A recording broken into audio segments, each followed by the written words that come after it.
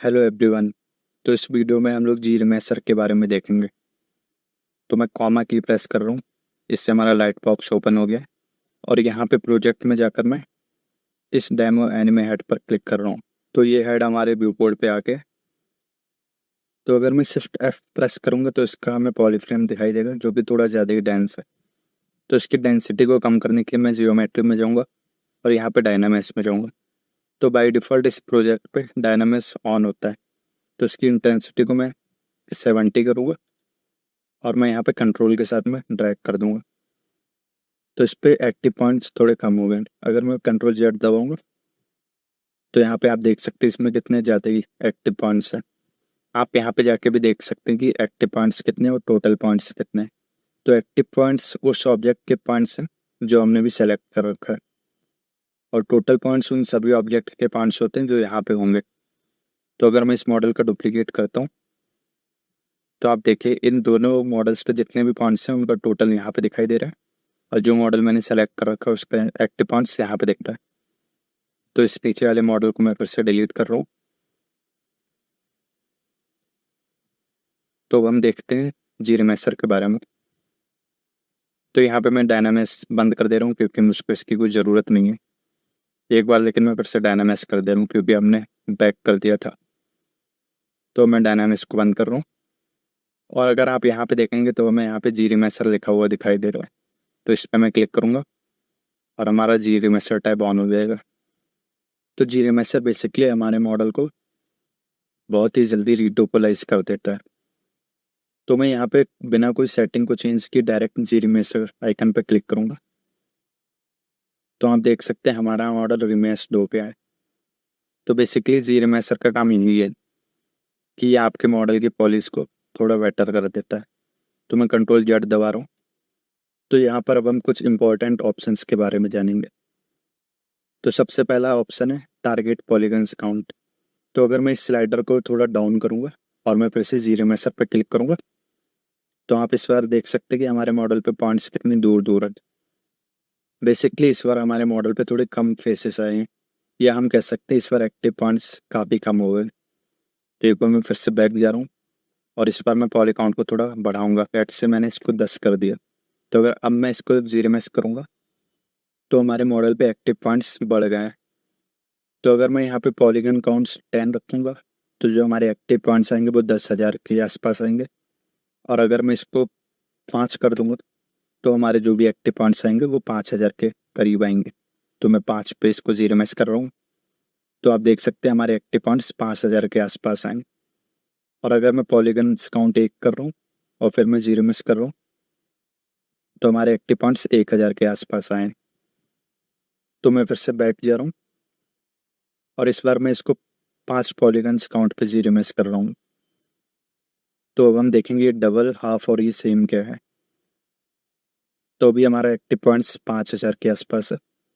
तो अगर मैंने इस पर डबल पे क्लिक किया और अब मैंने अगर जी रिमेस किया तो जी रिमेसर क्या कर रहा है कि हमारे जो भी एक्टिव पॉइंट्स हैं उनको डबल कर रहा है। तो जैसे यहाँ पे पहले 5,000 के आसपास थे और अब ये 10,000 के आसपास हो गए। तो मैं फिर से बैक जा रहा हूँ और इस बार मैं हाफ पर क्लिक कर रहा हूँ। तो अब की क्या होगा कि एक्टिव पॉइंट्स हमारे आधे हो जाएंगे जितने भी हैं। तो मैं फिर से जी रिमेसर कर रहा हूँ। तो अब हमारे एक्टिव पॉइंट्स आधे हो गए और मैं फिर से बैक जा रहा हूँ और इस पर मैं सेम पे क्लिक कर रहा हूँ। तो अब जी रिमेसर क्या करेगा कि हमारे पास जितने भी एक्टिव पॉइंट्स हैं उतने ही एक्टिव पॉइंट्स में हमें और बेटर एक्सप्लोज देने की कोशिश करेगा। तो मैं जी रिमेसर पर क्लिक कर रहा हूँ और अब आप देख सकते हैं कि हमारे एक्टिव पॉइंट्स में कुछ ज़्यादा चेंजेस नहीं हुए हैं, और जी रिमेसर ने हमें अपने हिसाब से और अच्छे से एक्सप्लोज देने की कोशिश की है। तो मैं फिर से बैक जा रहा हूँ और मैं सेम ऑप्शन को बंद कर रहा हूँ। तो अब मैं मूव ब्रश से यहाँ पे कुछ बना रहा हूँ, जैसे कि आपने एक साइड में कोई भी डिटेल दी है, जैसे कि मैंने यहाँ पे कुछ भी बना दिया, या आप चाहें तो कोई अच्छी डिटेल दे सकते हैं। तो इस एग्जांपल को दिखाने के लिए मैंने यहाँ पे डेम स्टैंडर्ड ब्रश से एक लाइन बना दी है। तो मैं बिना कोई सेटिंग को चेंज किए अगर मैं डायरेक्ट जी रिमेसर पर क्लिक करूँगा तो जी रिमेसर हमें नॉर्मली अपने हिसाब से जी रिमेस करके दे देगा। और अगर मैं बैक जा रहा हूँ और मैं ट्रांसफॉर्म पे जाकर सिमेट्री को ऑन करूँगा तो आप देखिए हमारी सिमेट्री ऑन है और हमें ये 2 पॉइंट्स दिखाई दे रहे हैं।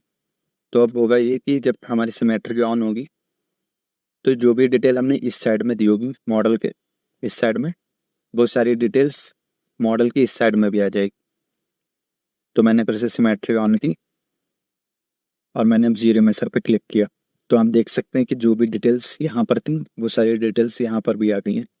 तो अगर कभी ऐसा हो जाता है कि आपने मॉडल की एक साइड में तो डिटेल दे दी और आप सिमेट्री को ऑन करना भूल गए थे तो वो दूसरे साइड में डिटेल्स नहीं आएंगी, तो आप सिंपली सिमेट्री को ऑन करके जीरो मेस कर सकते हैं, तो वो डिटेल्स इस साइड से इस साइड में भी आ जाएंगी।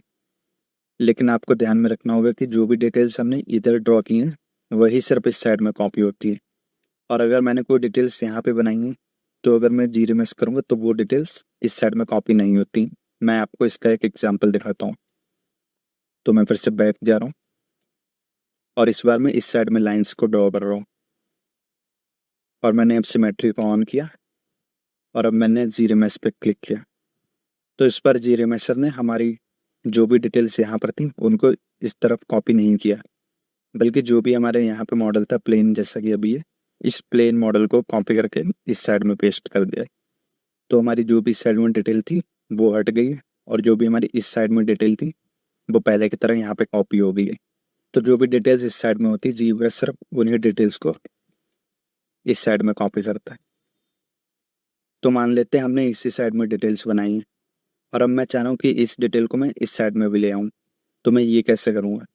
तो इसके लिए आपको सिंपली करना क्या होगा कि आपको टूल पैलेट में बिल्कुल नीचे जाना होगा और यहाँ पे आपको डिफॉर्मेशन का एक ऑप्शन दिखाई देगा, तो मैं इसको ओपन कर रहा हूँ और यहाँ पर आपको मिरर लिखा हुआ दिख रहा है, तो मैं इस मिरर पे क्लिक करूँगा। तो जो भी डिटेल्स हमारी इस तरफ थी वो इस तरफ आ गई।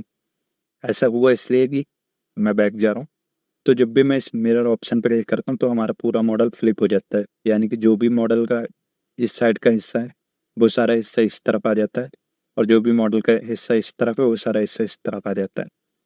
तो एक बार मैं फिर से मिरर पे क्लिक कर रहा हूँ और अब हम फिर से जीरो मेसर पे चलते हैं। अब मैं फिर से सिमेट्री को ऑन कर रहा हूँ और मैं जीरो मेसर पे क्लिक कर रहा हूँ। तो आप देख सकते हैं जो भी डिटेल्स इस साइड में थी वो सारी डिटेल्स इस साइड में भी आ गई। तो इस तरह से भी आप जीरो मेसर का यूज़ कर सकते हैं। तो अब हम कुछ और ऑप्शंस देखते हैं जीरो मेसर के। तो मैंने पॉलीग्रुप्स ऑन किया और मैंने यहाँ पे मास्क बनाया और मैंने कंट्रोल W दबा के यहाँ पे नया पॉलीग्रुप दे दिया। तो अगर मैं नॉर्मली जीरो मेसर पे क्लिक करूँगा तो जीरो मेसर उस पॉलीग्रुप को इग्नोर कर देगा जो भी मैंने बनाया था। तो मैं फिर से बैक जा रहा हूँ और इस बार मैं कीप ग्रुप्स को ऑन रखूँगा। तो अब हो गया ये कि जीब्रस इन दोनों ग्रुप्स को ध्यान में रखकर हमको उस तरह से पॉलीलूप्स देगा। तो मैं जीरो मेसर पे क्लिक कर रहा हूँ, तो आप देख सकते हैं कि इस पर जीरो मेसर ने दोनों पॉलीग्रुप्स को यही रखा है। मैं फिर से बैक जा रहा हूँ और मैं कीप ग्रुप्स को बंद करके फिर से एक बार जीरो मेसर पर क्लिक कर रहा हूँ।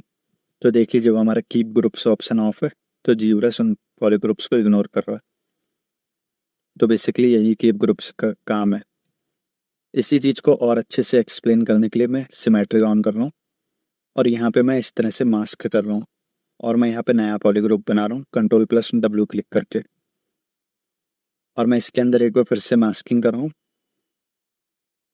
और मैं फिर से कंट्रोल+W क्लिक करके नया पॉलीग्रुप बना रहा हूँ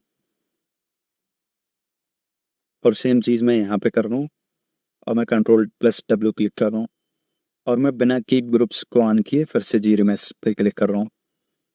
तो फिर से जीब्रस ने क्या किया है कि उन पॉलीग्रुप्स को इग्नोर कर दिया है। तो मैं बैक जा रहा हूँ और इस बार मैं फिर से कीप ग्रुप को ऑन करता हूँ और मैं जीरो मेसर पे क्लिक करता हूँ। तो इस बार जीब्रस ने इन पॉलीग्रुप्स को यहीं पर रखा है और इन पॉलीग्रुप्स के हिसाब से हमें अच्छे से लूप्स भी दिए। और अगर हम चाहते कि हम इन अंदर वाले लूप्स को भी और अच्छा करें तो उसके लिए हम क्या कर सकते हैं कि हम फिर से यहाँ पे मास्क करके कंट्रोल+W क्लिक कर देंगे और अगर मैं फिर से जीरो मेसर पे क्लिक करूँगा तो ये हमें और अच्छे से लूप्स देगा। तो मैं फिर से बैक जा रहा हूँ। तो आपने एक चीज़ नोटिस की होगी कि जब भी मैं जीरो मेसर पे क्लिक कर रहा हूँ तो जो भी हमारी क्रिप्स एजेस हैं वो सारी स्मूथ हो जा रही हैं। तो अगर आप चाहते हैं कि ये जो क्रिप्स एजेस हैं ये ऐसे ही रहें तो आप यहाँ पर आके स्मूथ ग्रुप्स स्लाइडर को 0 पर कर सकते हैं। तो इस बार अगर मैं जीरो मेसर पे क्लिक करूँगा तो इसने मॉडल को जीरो मेस तो कर दिया लेकिन इन पॉलीग्रुप्स के एजेस को ऐसे ही रखा जैसे ये पहले थी। मैं फिर से बैक जा रहा हूँ और इस बार मैं स्लाइडर को थोड़ा सा बढ़ाऊंगा। फॉर एग्जांपल मैं इसको 0.5 पर ले जाऊंगा और इस बार अगर मैं जीरो मैसर पर क्लिक करूंगा तो इस बार भी इसने पॉलीग्रुप्स की एजेस को स्मूथ किया, लेकिन पहले की तरह उतना ज़्यादा स्मूथ नहीं किया। मैं फिर से बैक जा रहा हूँ और इस बार मैं स्लाइडर को थोड़ा और कम कर रहा हूँ और मैं फिर से जीरो मैसर पर क्लिक कर रहा हूँ। तो आप देख सकते हैं कि हम जितना ज़्यादा इस स्लाइडर को लो वैल्यू पर रखेंगे उतना ही कम हमारी ये एजेस स्मूथ होंगी। मैं बैक जा रहा हूँ और मैं स्कीप ग्रुप्स को बंद कर रहा हूँ और अब हम देखते हैं कि ये एडॉप्ट ऑप्शन क्या है। तो मैं Ctrl+W क्लिक करके पूरे मॉडल को एक ही पॉलीग्रुप दे रहा हूँ। तो अगर एडॉप्ट ऑप्शन ऑन होता है तो एडॉप्ट क्या करता है कि जहाँ पर भी आपके मॉडल पे कम डिटेल्स होती है वहाँ पर तो बड़े बड़े फेसेस देता है, और जहाँ पर भी आपके मॉडल पे ज़्यादा डिटेल होती है वहाँ पे छोटे छोटे फेसेस बना देता है। तो एडॉप्ट का काम यही है। और एडॉप्ट को हम एडाप्टिव साइज से डिफाइन कर सकते हैं कि हमें कितनी डिटेल चाहिए। तो एक बार मैं जी रिमेसर पे क्लिक कर रहा हूँ तो आप देख सकते हैं कि यहाँ पर फेसेस बड़े बड़े हैं और यहाँ पर आते आते फेसेस काफ़ी छोटे हो गए, क्योंकि जीब्रस को यहाँ पे डिटेल दिख रही है तो उसने यहाँ पे अपने हिसाब से फेसेस को छोटा रखा है। और सेम चीज़ यहाँ पर भी हो रही है कि कोई फेसेस छोटे हैं, कोई बड़े हैं और कई सारे फेसेस बहुत बड़े हैं। तो मैं फिर से बैक कर रहा हूँ। तो एक बार मैं टारगेट पॉलीगन्स काउंट को 1 पर जा रहा हूँ और मैं जी रिमेसर पे क्लिक कर रहा हूँ। तो आप देख सकते हैं हमारे मॉडल में पहले की तरह कई जगहों पर तो बड़े बड़े फेसेस हैं और कई जगहों पर छोटे फेसेस हैं। तो मैं बैक जा रहा हूँ और इस बार मैं एडाप्टिव साइज को 0 पे ला रहा हूँ और मैं फिर से जी रिमेसर पे क्लिक कर रहा हूँ। तो जब मैंने एडाप्टिव साइज को 0 पे किया तो जीब्रस क्या कर रहा है कि हर फेसेस को इक्वल साइज देने की कोशिश कर रहा है। तो यहाँ पे जितने बड़े फेसेस हैं वही फेसेस यहाँ पे भी उतने बड़े हैं और उतने ही बड़े फेसेस यहाँ पे रखने की कोशिश की जीब्रस ने। तो एडाप्टिव साइज को 0 पे रखने का फ़ायदा यही है कि आपके पूरे मॉडल पे इक्वल फेसेस देता है, लेकिन ये आपके मॉडल की बहुत सारी डिटेल्स को भी इरेज कर देता है, जैसा कि आप यहाँ पर देख सकते हैं। तो अगर आप चाहते हैं कि आपके मॉडल की बहुत सारी डिटेल्स इस तरह से इरेज ना हो तो आप एडाप्टिव साइज को या तो 50 पर रखिए या आप इसको 100 पर भी रख सकते हैं। तो मैं बैक जा रहा हूँ और इस बार मैं एडाप्टिव साइज को 100 पर रख रहा हूँ और मैंने इसको जी रिमेस कर दिया है। तो इस पर जहाँ पर भी जी ब्रश को दिखाए कि यहाँ पर डिटेल्स हैं तो उसने उन जगहों पर छोटे छोटे पॉलीगन्स दी, और जहाँ पर भी कम डिटेल्स है वहाँ पर जी ब्रश ने बड़े बड़े फेसेस दिए हैं। तो बेसिकली एडाप्टिव का काम यही है कि अगर आप एडाप्टिव साइज को बढ़ा कर रखते हैं तो जो भी डिटेल्स, तो मॉडल में जहाँ पर भी डिटेल्स होती हैं जी ब्रश वहाँ पर डेंस पॉलिश देता है आपको। अब मैंने यहाँ पर एक क्यूब ले लिया है जिसका पॉलीफ्रेम कुछ इस तरह का है। अगर मैं टारगेट पॉलीगन्स काउंट को 1 पे लाऊंगा और इसको जी रिमेसर करूँगा तो आप देख सकते हैं कि हमारा मॉडल किस तरह से जी रिमेस हुआ है। तो मैं बैक जा रहा हूँ और इस बार मैं एडाप्टिव साइज को 0 पर ला रहा हूँ और मैं फिर से जी रिमेसर पे क्लिक कर रहा हूँ। तो इस बार आप देखिए कि हमारे मॉडल पे कितनी इवन पॉलीज आई हैं। तो यहाँ पे फिर से यही हो रहा था कि जब हमारा एडाप्टिव साइज 50 पर था तो जी प्लस क्या कर रहा था कि इन साइड वाली एजेस पे डिटेल दे रहा था, क्योंकि उसे लग रहा था कि यहाँ पे जब हमारा मॉडल इस तरह से कर्व हो रहा है तो यहाँ पर डिटेल है कुछ। और जब हमने इसको एडाप्टिव साइज को 0 कर दिया तो जी प्लस इन एजेस को इग्नोर कर रहा है और हमको इवन पॉलीज दे रहा है। तो मैं बैक जा रहा हूँ और मैं एडाप्टिव साइज को फिर से 50 पर ला रहा हूँ। तो मैं फिर से बिना कोई सेटिंग को चेंज किए जी रिमेसर पे क्लिक कर रहा हूँ। तो आप देख सकते हैं कि फिर से हमारा मॉडल इस तरह से जी रिमेस हो रहा है। मैं फिर से बैक जा रहा हूँ और इस बार मैं डिटेक्ट एजेस पे क्लिक कर रहा हूँ।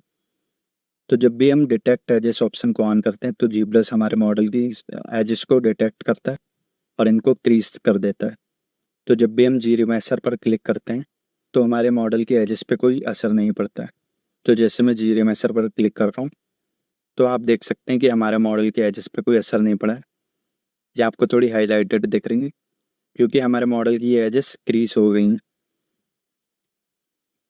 तो मैं फिर से बैक जा रहा हूँ तो अब हम फिर से वापस से इस मॉडल पे आ गए। तो अब हम ये देखने वाले हैं कि अगर हम चाहते हैं कि हम अपने मॉडल पे अपने हिसाब से एडजस्ट दें, तो वैसा हम कैसे कर सकते हैं। तो इसका पहला तरीका तो यही कि आप अपने मॉडल को मास्क कर सकते हैं और Ctrl+W दबा के इसको नया पॉलीग्रुप दे सकते हैं, और मॉडल का टारगेट पॉलीगन काउंट अपने हिसाब से एडजस्ट करके आप कीप ग्रुप्स पर क्लिक कर सकते हैं और आप जीरीमेसर पर क्लिक कर सकते हैं। तो ये आपके मॉडल पर आपने जिस तरह से भी मास्किंग करके पॉलीग्रुप्स बनाए थे उस तरह के एज लूप्स आपको दे देता है। फॉर एग्जांपल अगर मुझे इसके माउथ के चारों ओर इस तरह से राउंड लूप्स चाहिए, जो कि अभी नहीं है, तो इसके लिए भी मैं यहाँ पे इस तरह से मास्क बना सकता हूँ और Ctrl+W दबा के मैं यहाँ पे नया पॉलीग्रुप बना सकता हूँ। और अब मैं अगर जीरीमेसर पे क्लिक करूँगा तो माउथ के चारों ओर इस तरह से एज लूप्स बन जाएंगे, जबकि पहले ये लूप्स इस तरह से जा रहे थे। और अगर आप इन एज लूप्स पर और ज़्यादा कंट्रोल चाहते हैं तो इसके लिए जी ब्रश में एक ब्रश भी होता है। तो अगर आप बी प्रेस करेंगे, जेड प्रेस करेंगे, और यहाँ पे आपको 3 ब्रश दिखाई देंगे, जिसमें सबसे लास्ट ब्रश है जीरीमेसर गाइड्स। तो अगर आप इस पर क्लिक करेंगे और आप अगर अपने मॉडल पे कहीं भी ड्रॉ करेंगे, जैसे मैंने यहाँ पे इस तरह से ड्रॉ किया और मैंने आइस के चारों ओर इस तरह से ड्रॉ किया, सेम मैंने माउथ के चारों ओर इस तरह से ड्रॉ किया। क्योंकि मैं अभी सिमेट्री में वर्क कर रहा हूँ तो मुझे मॉडल के आधे हिस्से में ही ड्रॉ करना पड़ रहा है और आधे हिस्से में अपने आप ही ड्रॉ हो जा रहा है। और मैं नीचे आके यहाँ पर भी इस तरह से ड्रॉ करूँगा।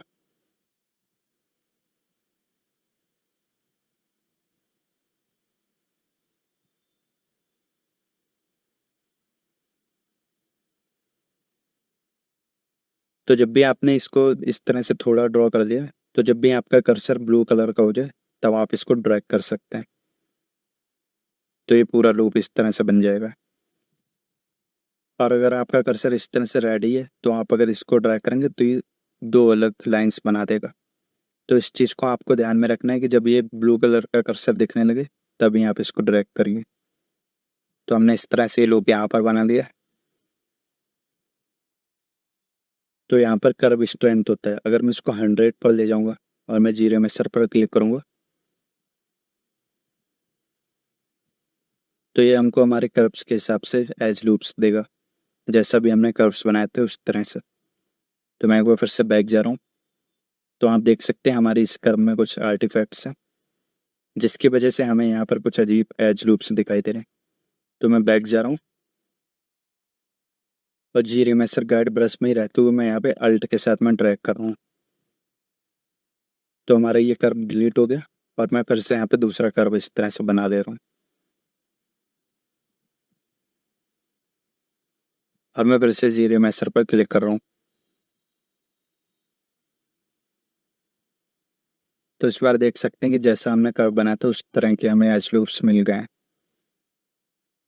तो आप इस कर्व स्ट्रेंथ को जितना कम करेंगे या जितना ज़्यादा बढ़ाएंगे तो जीब्रस उस हिसाब से इन कर्व्स को रीड करेगा। तो अगर आप इस कर्व स्ट्रेंथ को जितना नीचे रखेंगे जीब्रस उतना ही ज़्यादा इन कर्व्स को इग्नोर करके अपने हिसाब से एज लूप्स देगा। तो जीरीमेसर के बेसिक्स में इतना ही रखते हैं। Thank you everyone.